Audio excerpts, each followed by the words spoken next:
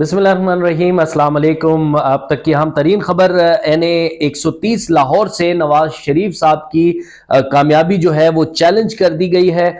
मुस्लिम league नून के कायद मियां नवाज शरीफ की कामयाबी को चैलेंज किया गया है। पाकिस्तान तहरीक इंसाफ की हिमायती याफ्ता आज़ाद उम्मीदवार डॉक्टर यास्मीन राशिद के वकील इश्तियाक चौधरी ने लाहौर हाई कोर्ट में नवाज शरीफ की कामयाबी के खिलाफ दरख्वास्त दायर की है। दरख्वास्त में रिटर्निंग अफसर और इलेक्शन कमीशन समेत दीगर फरीकैन को दीगर को फरीक बनाया है। दरख्वास्त में मौक़िफ़ अपनाया गया है कि नवाज शरीफ फॉर्म 45 के मुताबिक इलेक्शन हार चुके हैं। अब कल और परसों दोनों ही अपने वीलॉग्स में मैंने आप लोग को बताया था कि ये वाला भी एक जो मामला है ये शुरू हो जाएगा। अब ये वाली गेम चल पड़ेगी, कौन जीता कौन हारा, फॉर्म 45 फॉर्म 47। रात को भी मैंने यही जिक्र किया था। अब जी आहिस्ता आहिस्ता ये लोग जाते रहेंगे, उसके अंदर कोई किसी लिटिगेशन में जाएगा, कोई किसी अदालत में जाएगा कि जी मैं तो जीत गया था, मैं तो हार गया था। खैर, यास्मीन राशिद साहिबा की अगर आपको बात करूं, जेल में इस वक्त मौजूद हैं। उनको कैंपेन उन्होंने नहीं की, लेकिन एक बड़ी लीड से वो नवाज शरीफ साहब को हल्का NA 130 से हरा रही थी। लेकिन अचानक ही कुछ सरप्राइज आया कि रिजल्ट्स जो है वो सारे चेंज हो गए। नवाज शरीफ साहब का इस हवाले से कहना था कि आप सिर्फ 20% ऑफ द रिजल्ट्स के ऊपर ये नहीं कह सकते थे कि कौन जीत रहा है कौन हार रहा है। और बहुत ज्यादा मुस्लिम लीग नवाज की जानिब से mainstream media, social media, इन दोनों को बहुत ज्यादा क्रिटिसाइज किया गया, जिसकी वजह से इलेक्शन कमीशन ऑफ पाकिस्तान उसको भी बीच में आना पड़ा। और उन्होंने कहा जी ये जो गैर सरकारी गैर हतमी नताइज का जिक्र मेन स्ट्रीम मीडिया या जो ये कर रहे हैं, चैनल्स कर रहे हैं, या जो आपका सोशल मीडिया टीम्स कर रही हैं, ये बिल्कुल ही गलत है, इसको हतमी ना समझा जाए। अब बिल्कुल ठीक है, चलें टू सम एक्सटेंट तो ये बात हम लोग मान लेते हैं, लेकिन आप ये सोचें कि एक निजी टीवी बिल्कुल एक चैलेंजिंग पोजीशन में आ गया था। उन्होंने बार बार कोई 12 घंटे की ट्रांसमिशन के अंदर एक ही बात वो लोग कर रहे थे कि हमारे पास, अब हर चैनल के पास उसका इलेक्शन सेल है।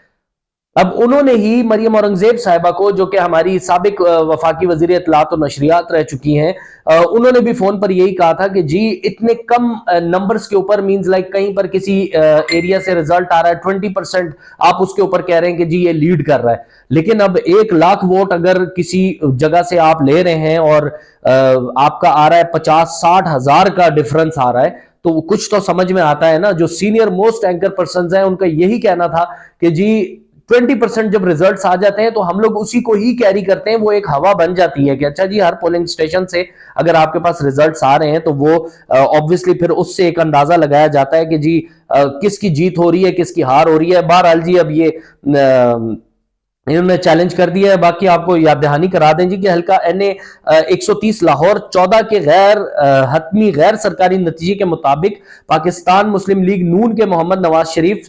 1,71,024 वोट लेकर कामयाब हुए थे, जबकि यास्मीन राशिद के 1,15,043 वोट लेकर वो दूसरे नंबर पर थी। दूसरी जानब लाहौर से ही आजाद उम्मीदवार मलिक तौकीर खोकर ने NA 126 के नताइज चैलेंज कर दिए। ये जी एक और चैलेंज हो गया। मलिक तौकीर खोकर ने दरख्वास्त में RO और इलेक्शन कमीशन दीगर को फरीक बनाया है। मलिक तौकीर ने मौक़िफ़ इख्तियार किया कि सैफुल मलूक खोकर फॉर्म 45 के मुताबिक हार चुके हैं। सैफुल मलूक खोकर ने मिली भगत से फॉर्म 47 में खुद को फातेह करार दिया। मुझे और वकला को DSP ने RO ऑफिस से बाहर निकाल दिया था। अब ये देखें ना, इल्जामात जो है वो अब ये एक नई एक कहानी शुरू हो गई है कि चलो जी अब एक इल्जाम लगाएगा। बिल्कुल, अगर चले उन्होंने इतनी एफर्ट की है, आपको पता है जो भी इलेक्शन कॉन्टेस्ट करता है लाखों करोड़ों रुपया ये लोग अपने इलेक्शन पे लगाते हैं, और अवाम ने वोट भी काफी सारे दिए हैं। बहरहाल देखते हैं जी इनका भी क्या फैसला होगा। मलिक तौकीर खोकर के मुताबिक मेरी अदम मौजूदगी में रिजल्ट जारी किया है। अदालत इलेक्शन कमीशन को हतमी नतीजा जारी करने का जारी करने से रोकने का हुक्म दे। अब जो सलमान अकरम राजा साहब हैं उनकी तो जी सुनी गई है, जाहिर है उनके बारे में तो कहा है कि जी 12 फरवरी की उनकी डेट रखी गई है अदालत में कि जी दोनों फरीकैन को बुलाया है, और उस हवाले से उन्होंने रिजल्ट्स के बारे में भी कहा कि जी ये दोबारा से हम लोग इस मामले को देखेंगे। बाकी जी NA 71 रेहाना डार साहिबा ने ख्वाजा आसिफ की कामयाबी को अदालत में चैलेंज कर दिया है। इधर भी एक बहुत बड़ी लीड थी जो आप लोग को हमने बताई थी, ये भी सामने आ रही थी। बैरिस्टर सैफ जी पाकिस्तान तहरीक इंसाफ के जो रहनुमा हैं, उन्होंने भी एक स्टेटमेंट दिया है, वो भी आपसे शेयर करते चलें कि नवाज शरीफ अब जाग जाएं, उनके वजीर आजम बनने का ख्वाब चकनाचूर हो चुका है। पाकिस्तान तहरीक इंसाफ के रहनुमाएं जी, उनका इस तरह से कहना है कि साबिक वजीर मुमलिकत बराए पार्लिमानी उमूर अली मोहम्मद खान ने एक बयान में उन्होंने भी कहा जी कि पीटीआई के हिमायत याफ्ता उम्मीदवार मुल्क की सबसे बड़ी सियासी कुव्वत बनकर उभरे हैं। अवामी मैंडेट को तस्लीम न किया गया तो लोग एहतजाज पर मजबूर होंगे। अली मोहम्मद खान ने कहा कि अब सड़कों पर नहीं, पार्लियामान में सियासत और अवाम के मुल्क के मसाइल हल करने का वक्त है। पीटीआई कारकुनों को एहतजाज करने पर मजबूर न किया जाए, मुल्क को आगे लेकर जाने की जरूरत है, इसीलिए अवाम के फैसले को तस्लीम किया जाए। अच्छा जी, दूसरी जानिब जी तहरीक इंसाफ के रहनुमा बैरिस्टर सैफ ने यह कहा है कि जी खैबर पख्तूनख्वा समेत पूरे पाकिस्तान में हमें अक्सरियत मिली है। इलेक्शन से पहले और बाद में मुख्तलिफ सीटों पर हमारी अक्सरियत को अकलियत में बदलने की कोशिश हो रही है। जमहूरियत के दुश्मन तहरीक इंसाफ की फतह को शिकस्त में बदलने के लिए बदतरीन धांधली कर रहे हैं। ये जी इन्होंने इल्जाम लगाया इस तरह का। बैरिस्टर सैफ कहते हैं जी कि नवाज शरीफ अपनी हटदर्मी छोड़कर अवामी फैसले का एहतराम करें। वो जी कहां पर हटदर्मी अपनी छोड़ेंगे, उन्होंने तो विनिंग स्पीच कर डाली है कल रात को, तो वो अच्छा जी एहतराम करें। उनके वजीर आजम बनने का ख्वाब चकनाचूर हो गया, अब जाग जाएं, नवाज शरीफ तस्लीम कर लें कि अवाम ने आपको मुस्तरद कर दिया है। मुस्लिम लीग नून के संजीदा रहनुमा मियां साहब को मशवरा दें कि बड़ेपन का मुजाहरा करें, जाली वजीर आजम बनकर जिल्लत का सौदा ना करें। उन्होंने मजीद कहा कि तहरीक इंसाफ के हाथ पांव बांध कर इलेक्शन में उतारा गया। गुज़िश्ता रोज नवाज शरीफ की परेशानी उनके चेहरे से अयां थी। नवाज शरीफ की भर्राई हुई आवाज से ही उनकी खिफत झलक रही थी। अच्छा, अब ये बात तो वैसे बिल्कुल ही ठीक है कि नवाज शरीफ साहब कुछ ज्यादा he was not very much happy, परेशान थे, काफी परेशान दिखाई दिए। उसी में ही तकरीर के दौरान उन्होंने शहबाज शरीफ साहब को कहा कि शहबाज शरीफ जो है वो उनसे जरदारी साहब से मुलाकात करें, जो मुफाहमत के बादशाह तो समझे जाते थे, लेकिन अब कल भी मैंने आप लोगों को बताया था कि फैसल वाडा साहब तो कहते हैं कि जी अभी विंटर सेल लग गई है, तो विंटर तो जाने वाला है, लेकिन ऑब्वियसली अभी ये सिचुएशन एक इस वक्त में ऐसी क्रिएट हो चुकी है कि आजाद उम्मीदवार जो हैं, आजाद उम्मीदवारों पर खेला जाएगा। अब आजाद उम्मीदवार अगर तहरीक इंसाफ के, तो तहरीक इंसाफ के लिए भी मैं एक कमेंट करना चाहूंगा कि तहरीक इंसाफ को अगर इतना कॉन्फिडेंस है अपने ऊपर, आप अदालत बिल्कुल सही रास्ता आप इख्तियार करें, आप एहतजाज वगैरह ना करें, पुरअमन एहतजाज करना है आप कर लें, अदालतें मौजूद हैं, आप लोग अदालतों में जाएं, हाथ पांव आपके बांधे हुए थे या जैसा भी किया हुआ था, आप लोग फिर भी अदालत का दरवाजा खटखटाएं, वहां से आप रिलीफ लें। दूसरी बात, आप सबसे ज्यादा बड़ा फोकस बैरिस्टर गौहर खान साहब के बारे में मैं दोबारा कहूंगा कि भाई आप थोड़े से मुतहर्रिक हो जाएं। आप लगता है सत्तू पी के बैठे हुए हैं, बिल्कुल ही आप बिल्कुल ही खामोश हैं।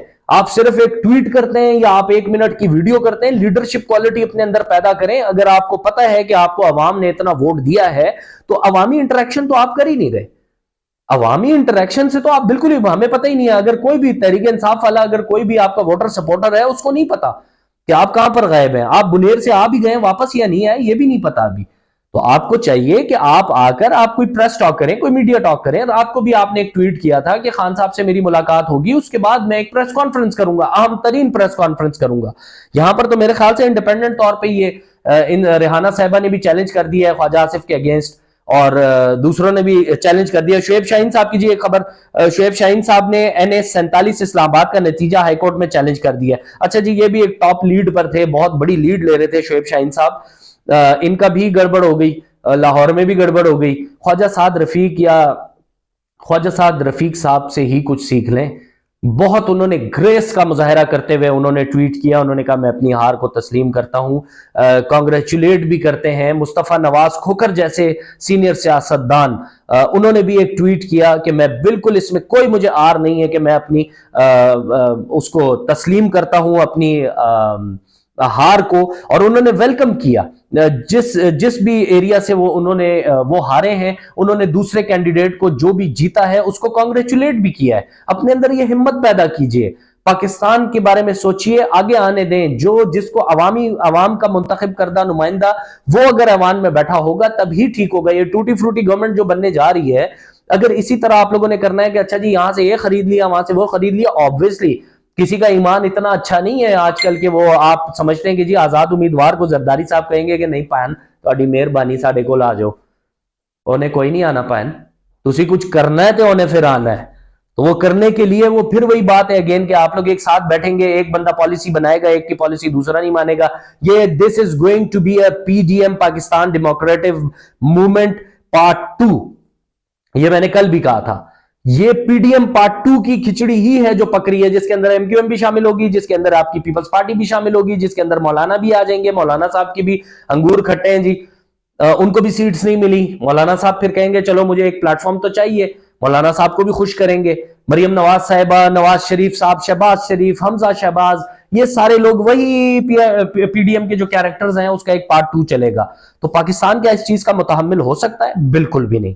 اچھا جی, آپ سے ایک آخری خبر شیئر کرتے چلیں. 9 منتخب اراکین قومی اسمبلی کی حلف برداری, قومی اسمبلی سیکٹریٹ جو ہے وہ جی متحرک ہو گیا ہے. obviously جو بھی آپ کے 9 منتخب اراکین قومی اسمبلی فائنلی آئیں گے, منتخب ہو جائیں گے, اس کے بعد انہوں نے جی حلف برداری کی تیاریاں انہوں نے شروع کر دی ہیں. آئین کے آرٹیکل 222 کی شق 2 کے تحت عام انتخابات کے 14 دن کے اندر الیکشن کمیشن نتائج دینے کا پابند ہے. اچھا جی ماشاءاللہ, ابھی تو خیر صرف پھر تیسرا ہی دن ہے, یہ تو 14 دن میں ابھی آرام سے ریزلٹس آتے رہیں گے. کہیں سے 22 وہ کم ہیں حلقے, کہیں سے 30 حلقے کم ہیں, کہیں سے 2 حلقے کم ہیں. یہ آہستہ آہستہ یہ چیز بہرحال ہوتی رہے گی. الیکشن کمیشن کامیاب امیدواروں کے گزٹ نوٹیفیکیشن قومی اسمبلی سیکٹریٹ کو بھجوائے گا. آرٹیکل 91 کی شق 2 کے تحت عام انتخابات کے دن سے 21 ایام میں قومی اسمبلی کا اجلاس طلب کرنا آئینی تقاضا ہے. نگران وزیر اعظم کی ایڈوائس پر صدر مملکت 21 دن سے پہلے بھی کسی بھی وقت اجلاس بلا سکتے ہیں. آئین کے تحت 21 سے زیادہ تاخیر نہیں کی جا سکتی. قومی اسمبلی کا اجلاس اراکین کی کامیابی کے نوٹیفیکیشن جاری ہونے کے بعد کسی بھی وقت طلب کر لیا جائے گا. ذرائع بتا رہے ہیں جی پارلیمانی امور کے قومی اسمبلی سیکٹریٹ نے قومی اسمبلی ہال کی تزئین و آرائش کروانا شروع کر دی. اچھا جی, یہ بھی بڑی انٹرسٹنگ بات ہے. ویسے تزئین و آرائش جیسے آپ سندھ کا دیکھ لیں جی, سندھ اسمبلی جو ہے اس کے اندر یہ لوگ بیٹھے ہوئے ہوتے ہیں, یہ تو کسی کا فون اٹھا کے راضی نہیں ہے بھائی. ان کو اپنے حلقوں کا نہیں پتا ہوتا کہ ہمارے حلقے میں کیا مسئلہ ہے کیا نہیں ہے. ہماری عوام بھی ویسے بڑی اس معاملے میں مسکین اور غریب تو نہیں کہوں گا, بیوقوف ہے انتہا سے زیادہ. الیکشن آنے لگتے ہیں, کسی کی ایک گلی پکی کرا دی, اس کے بعد وہ کہتے ہیں اچھا جی ووٹ تو میں ہی دینا ہے. یہ ہر جگہ کا ہے, یہ چاہے آپ کے پی کے چلے جائیں, بلوچستان چلے جائیں, پنجاب میں دیکھ لیں, سندھ میں دیکھ لیں, یہی والا سارا سین ہے. تزئین و آرائش کا بہرحال جی, تاکہ اچھے سے ان لوگوں کو بیٹھنے کا موقع ملے اور بڑی خوبصورت ان کو لگے اندر سے قومی اسمبلی جو ہے. اچھا جی, افتتاحی اجلاس میں 9 منتخب اراکین حلف اٹھائیں گے. اسپیکر راجہ پرویز اشرف 9 منتخب اراکین سے حلف لیں گے. اراکین کے حلف کے بعد اسپیکر نئے اسپیکر کے انتخابات کی طریقہ کار اور تاریخ کا اعلان کرے گا.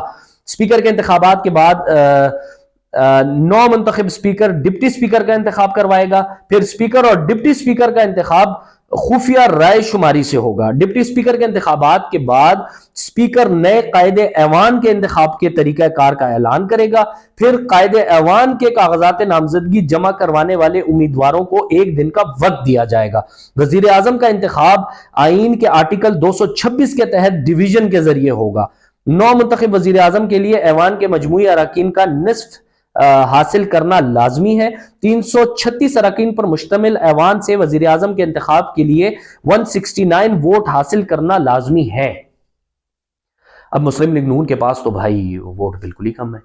قومی اسمبلی کی تو ان کے پاس 96, یہ تو انڈیپینڈنٹ زیادہ ہیں. اب مسلم لیگ نون پاٹس تو ادھر آئے گی نا کہ اگر ان کو اب 169 ووٹس چاہیے تو لازم ہے, اگر مسلم لیگ نون ایم کیو ایم کو اپنے ساتھ ملا لیتی ہے یا چھوٹی جماعتوں کو اپنے ساتھ ملا لیتی ہے, میرے خیال سے پھر بھی they are not able to qualify for this number.